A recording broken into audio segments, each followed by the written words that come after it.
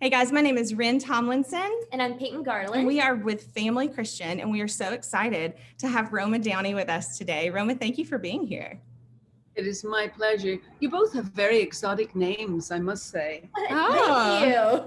Thank you. For coming from someone with a name like Roma, it's beautiful. Roma is a name that you just don't hear a ton, and I love it. Thank you. It's actually a derivation of Rose and Mary, which were my two grandmothers, R-O-M-A. And they made it up. So it's nice. It was able to honor my grandmothers, but I got my own unique name. Oh, I love that. My name is Catherine Anna after both of my grandmothers, but I go by Rin. So. And I was named after Peyton Manning, the football player. So not a family tie. You get with that. This reminds me.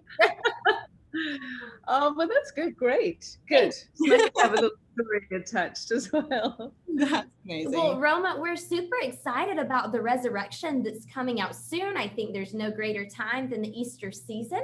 Absolutely. So could you, I guess, just give our fans who aren't as familiar with the film as it's coming on the scene, can you tell us a little bit about it and the story you play in it? Yeah, so super excited. Along with my husband, Mark Burnett, we have produced this beautiful film, Resurrection, just in time for this Easter season.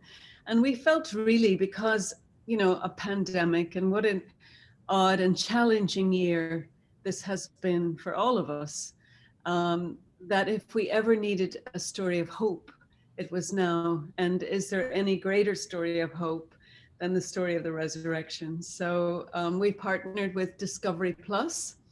And the movie will begin airing on their platform on March 27th, and then it will play all through the Easter season and beyond. And we're delighted to be working with them because they have a lot of very family-friendly content. We thought that would be a good partnership for an audience that would be attracted to a movie like The Resurrection. The film begins with the crucifixion of Jesus. And then it follows the disciples on those first few frightening days for them after his death, the confusion that they were feeling and the fear that they were feeling, because clearly if they had just murdered Jesus, they all personally felt at risk. And I think that there's something in seeing the story unfold that we ourselves are able to identify with the humanity of those first disciples, you know, and probably see ourselves in some of the things that they were going through. I know when we filmed the sequence with Thomas coming back to the upper room and expressing his, you know, his doubts and his concerns, and and they're all so excited because they've already seen Jesus. Then he says, you know, I appreciate that you may have done that, but unless I myself have been able to see and to touch his wounds, I can't believe. And of course, when Jesus finally shows up for him, and he does, you know, I think that, you know, there's just something so, I don't know, touching in that for me when we see Thomas finally place his hands in Jesus' hands, and Jesus says, you know, blessed are you now, you have seen and believed, but all those people, you know, all of us who haven't seen and yet we believe. But the movie plays out. Did you guys get a chance to see it? Did we send you a link? We're like everyone else in great anticipation, but we've read some of the press releases, we've heard all the buzz, and it's going to be beautiful. Yeah, it is. It really is. It's turned out so well. And you know, at that time in Jerusalem, there was just so much tension. And so we've really tried to show that. We've really tried to create it as a compelling drama as well. I mean, obviously, it's a story of faith, and for believers, as I say, there's no greater story of hope. But I think that audiences today are very sophisticated, and they expect a film, if they're going to commit, you know, this couple of hours of their time, they want to get a movie that's engaging, that's dynamic, that's dramatic. And there was so much drama in that time in Jerusalem with the, you know, the rule of the Roman Empire and Pontius Pilate, and you know, how oppressed and suppressed the people were. And then we see the fears and concerns of the Sanhedrin. It's the time, you know, where people are, thousands of people are coming into Jerusalem for Pentecost. And so their fear is that trouble is going to brew, and that then the Romans will clamp down. And so they just see Jesus as a troublemaker, and they're very quickly trying to, you know, squish that and do so very quickly. And so, of course, after the tragedy of Jesus' death, because they know the prophecy, and they know that, you know, that he has said that he will rise. And so Caiaphas goes to Pontius Pilate, insisting that they put the Roman guard on the tomb, and that they seal the tomb with the Roman seal. And so we have this amazing scene where the Roman guard are there, and we've already established that it would take many men to roll away the stone. And suddenly something supernatural begins to happen, and we see, you know, the heavens light up, and the angel comes down. And then, you know, one of the beautiful details is that we see the light beginning to shine and vibrate from inside the tomb, because Jesus has already risen. And then the angel rolls the stone away, and the Roman guard are just, you know, they're just dumbstruck. They don't know what to make of it. And of course the authorities just think that, you know, that the whole story has been made up. But it's, you know, it plays out so well, you guys. And when we were shooting it, we shot the entire film in Morocco. Wow. And we built the city of Jerusalem in the desert there. I think we had over 500 laborers working around the clock for 5 or 6 weeks to build the temple, to build the streets, to create a really authentic experience for the audience. And then you can only imagine, by the time we put in animals, camels, goats, chickens, donkeys, and put in all the extras, and then brought in the Roman army, the legions, and then hundreds and hundreds of extras. It just vibrates with this sort of authentic feeling. It's, you know, which is great. And we also have a fabulous cast, of course, an ensemble cast that do beautiful work. An extraordinary costumier, an Italian costumier. And so the costumes, everything about the movie is to create this real world for you to be able to just step into and experience the story, not just visually, of course, but in your heart as well. That's amazing. I've watched the series that you did, AD. Yes. Loved it so much. And I've just noticed, I'm sitting here thinking about the correlation between the fact that you've done, people don't really do series, and they don't really talk about the life of the apostles. And that's what the entire New Testament is about, outside of the Gospels. That's right. Well, most Easter movies, I think, often begin, you know, and tell the story of the whole, you know, of the whole passion of Jesus. And, you know, and we did that ourselves when we adapted the movie Son of God from our Bible series. But here in this film, it really is the beginning, the kickoff point is the crucifixion. So this film won't deal with the passion. It's really dealing with the concerns of the disciples, the resurrection of Jesus. And then, of course, you know, after his ascension, he tells them, you know, the Holy Spirit will come and you will know the time. And so they're still quite fearful in the upper room. And one of our great epic scenes is when the Holy Spirit finally arrives. And it's, you know, as filmmakers, we gathered around our table in those early days as we were putting this project together. It's like, well, how do we represent that in film? You know, it's one thing if you read scripture, and, you know, each of us, I guess, in our own imaginations are allowed to, you know, imagine what it would look like, right? You know, and what would that supernatural, what would that feel like? But here now with modern day technology, with the latest and greatest special effects, and we brought in a great team to imagine that for the audience. And it's almost like something out of Harry Potter, just to see these great swirling flames are flying around the room. And then you know, to see them leaving that room now emboldened and Yeah. empowered and speaking in tongues and ready to take the message of Jesus into the world and change the world. Right. And the ending of the film, I mean, it's not, we don't need a spoiler alert here. I think we all know the story. We all know how extraordinary this story is. And it's the roots of our own faith.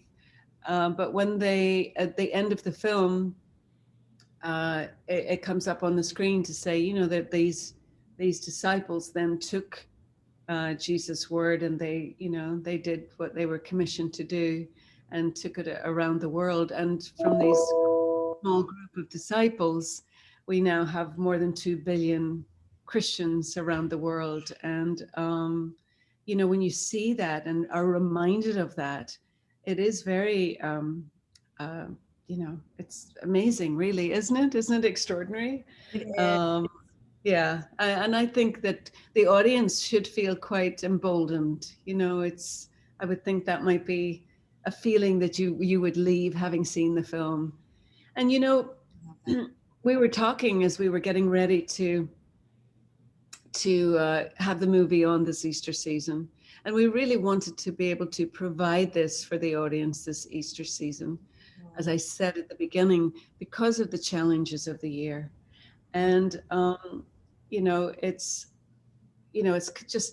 just very excited that it's come together, and that hopes that families can gather together around the TV and create memories, and that this will be something perhaps that will play every year at Easter. I have fond memories myself of watching.